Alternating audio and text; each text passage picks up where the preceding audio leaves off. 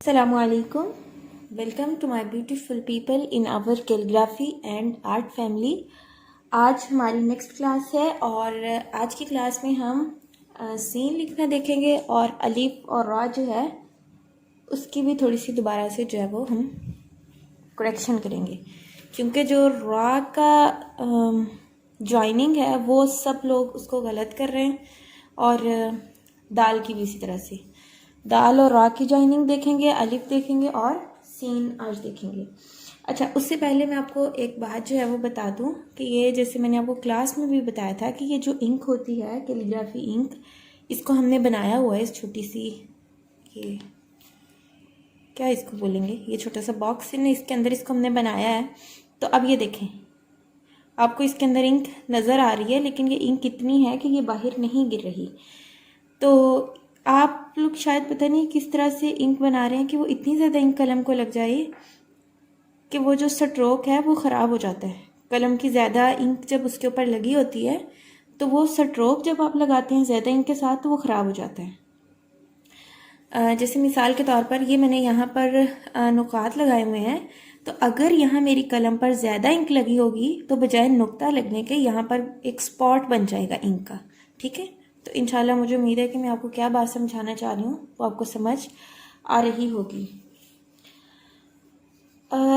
ये black ink है और इसके अलावा भी सारी जो मेरी इंक्स हैं मैं उनको इसी तरह से जो है ना वो रिफ़्रेश कर लेती हूँ। तो ये आपको दिखाने का मकसद ये है कि जब आप भी प्रैक्टिस के लिए बैठें तो इनको एक दफ़ा रिफ़्रेश कर लें। या तो इंक आपकी इतनी पतली होती है कि उसके अंदर जो है वो बाहर गिर रही होती है, और या फिर इतनी जो है वो थिक होती है कि जैसे ही वो कलम के ऊपर लगती है तो वो उसके ऊपर ही चिपक जाती है कलम के ऊपर। ठीक है, तो ये आपने इस तरह नहीं करना। आप जब भी प्रैक्टिस करने बैठे तो आप ये जो आपकी छोटी सी इंक आपने प्रिपेयर की हुई है या किसी भी आप जिस भी चीज़ में आपने की है उसके अंदर चंद जो ड्रॉप्स हैं वो आप पानी के ऐड कर लें। ठीक है, ये देखें मैं आपको दिखाती हूँ। ये ग्रीन कलर की इंक है, इसके अंदर ये मैंने स्टिक जो है, ये टूथपिक स्टिक मैंने इसके अंदर की है, तो आपको ये इंक यहाँ पे नज़र आ रही होगी। ठीक है, लेकिन ये इंक इतनी ज़्यादा नहीं है कि ये बाहर गिर जाए। तो इसी तरह से आपने जो है वो इनको कर लेना है। और इसका सिंपल तरीका क्या होता है कि आप इसके अंदर जो है ना, जब भी आप प्रैक्टिस करने बैठे हैं, आप अगर आपकी इंक बहुत अच्छी कंपनी की है जैसे कैली प्राइमा, तो उसके अंदर आप चंद ड्रॉप पानी के डाल दें। एक मिनट, मैं आपको इसके साथ लिख के दिखाती हूँ। ये देखें, ये मेरे पास रेड इंक है मेरी, और ये ठीक है, आप देखें इसका कलर जो है वो कोई ऐसा नहीं है कि फेंट हो गया है या उसको क्या हो गया है। तो ये मैंने इसके अंदर चंद ड्रॉप पानी के ही डाले हुए हैं, और ये ग्रीन इंक भी।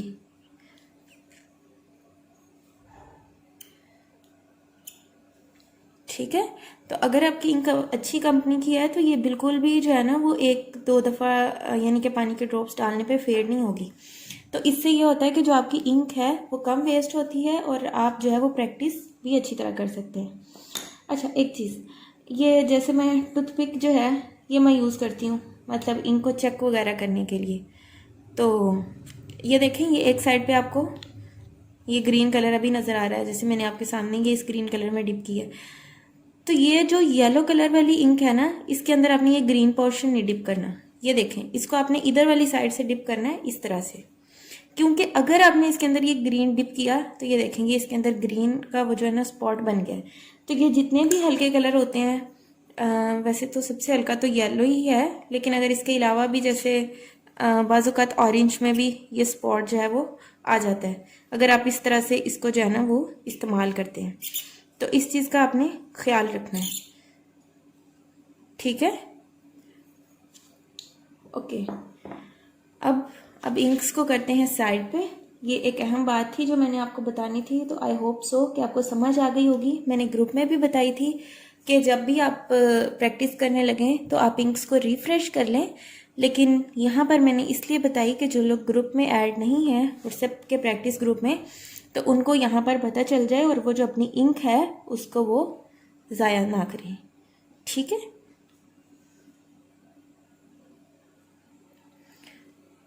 तो चलें अब हम अलिफ जो है उसको लिखने का देखते हैं, जो दीवानी वाला अलिफ था। ठीक है, वो कुछ लोगों को इसमें मसला आ रहा है और वो सही नहीं लिख पा रहे हैं। तो आपने सबसे पहले इसमें क्या करना है, एक स्ट्रेट लाइन लगानी है। ठीक है, ये उसके बाद आप यहाँ 90 के एंगल पर अपनी कलम रखेंगे और इसको यूं नीचे को मूव करेंगे। ठीक है, यहाँ पे आपने इसको 90 के एंगल पे ही लाके छोड़ना है।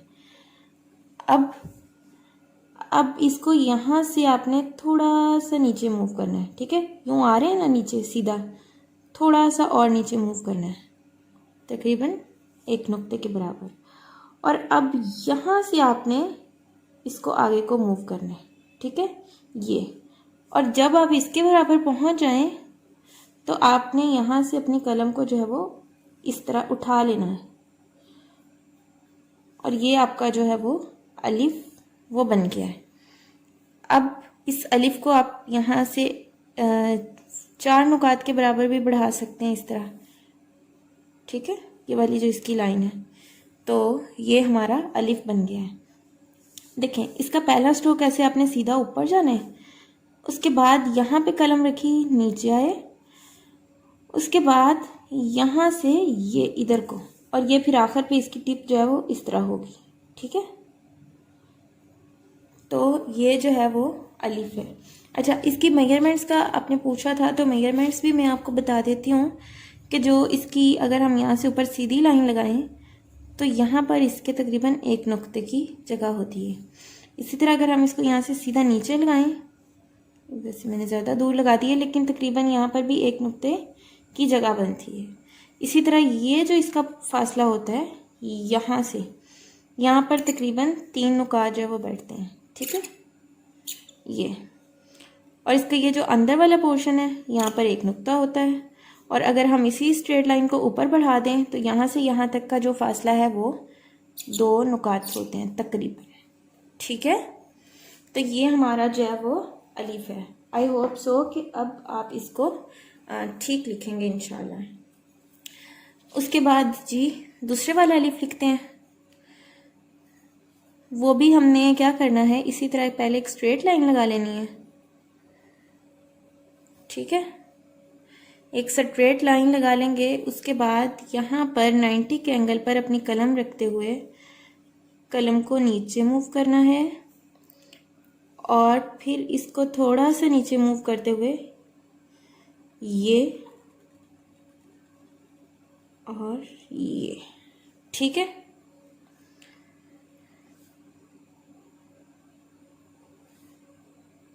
तो ये वाला जो है ये अलिफ इस तरह से लिखा जाता है।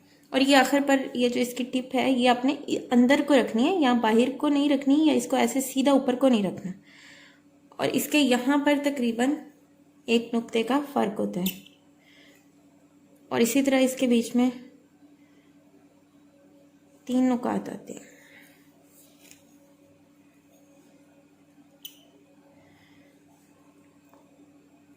और ये जो बाकी इसकी मेजरमेंट्स हैं वो इसी अलिफ वाली हैं।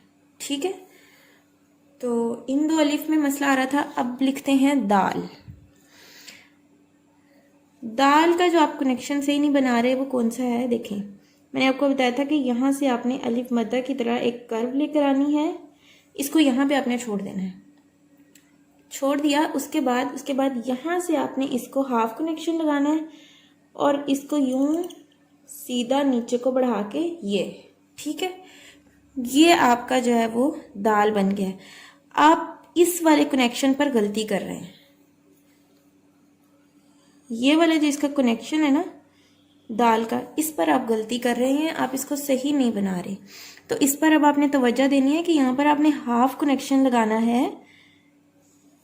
अब इस तरह नहीं लिखेंगे इसको, ये आपने कर्व बनाई, उसके बाद यहाँ से इसको यूं नीचे को बना दिया, ये गलत है। ठीक है, ये गलत है, ऐसा आपने नहीं बनाना, ये नहीं बनाना। ओके, अब है जी रॉ की बात कर लेते हैं। रॉ पे देखें, मैंने आपको सबसे पहली रॉ बताई थी ये वाली, कि आपने ये जो है ये तकरीबन 2 से 2.5 नुकात का पहला स्ट्रोक होता है, ये आपने लगाना है। उसके बाद यहाँ पर भी हाफ कनेक्शन। हाफ कनेक्शन का मतलब होता है कि आधी कलम आपके पहले स्ट्रोक के अंदर हो और आधी उससे बाहर हो, इस तरह। ठीक है, यहाँ पे कलम रखनी है।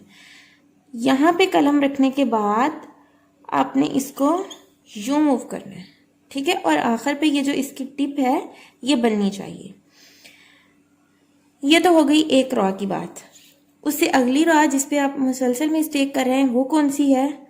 वो है जी ये वाली। ये आपने छोटा अलिफ मद्दा बना लिया। उसके बाद अब यहाँ पर आपने हाफ कनेक्शन लगाना है,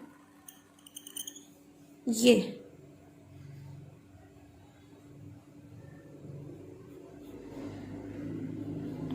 ठीक है, आप ये वाले कनेक्शन को जैसे दाल में सही नहीं बना रहे, ऐसे रॉ में भी सही नहीं बना रहे। तो इसकी आपने ना जो है वो खुसूसी प्रैक्टिस करनी है, और रॉ की बल्कि आपने दोबारा से ही करनी है प्रैक्टिस। ठीक है, सारी रॉ की। तो ये जो है ना वो हमारा रॉ हो गया। और अब इंशाल्लाह मुझे उम्मीद है कि अलिफ दाल और रॉ में जो मसला आ रहा था वो अल्हम्दुलिल्लाह हल हो गया होगा। वैसे आज की क्लास में हमने सीन लिखना सीखना था, लेकिन चलें वो अगली क्लास में सीखते हैं। ये क्लास यहाँ पर ही मुकम्मल करते हैं क्योंकि क्लास 10 मिनट से ऊपर हो चुकी है। तो इंशाल्लाह नेक्स्ट क्लास में हम जो है ना वो सीन लिखना सीखेंगे। ठीक है, तब तक के लिए इनकी बहुत अच्छे से प्रैक्टिस करें और अपना बहुत ख्याल रखिएगा। अल्लाह हाफिज़।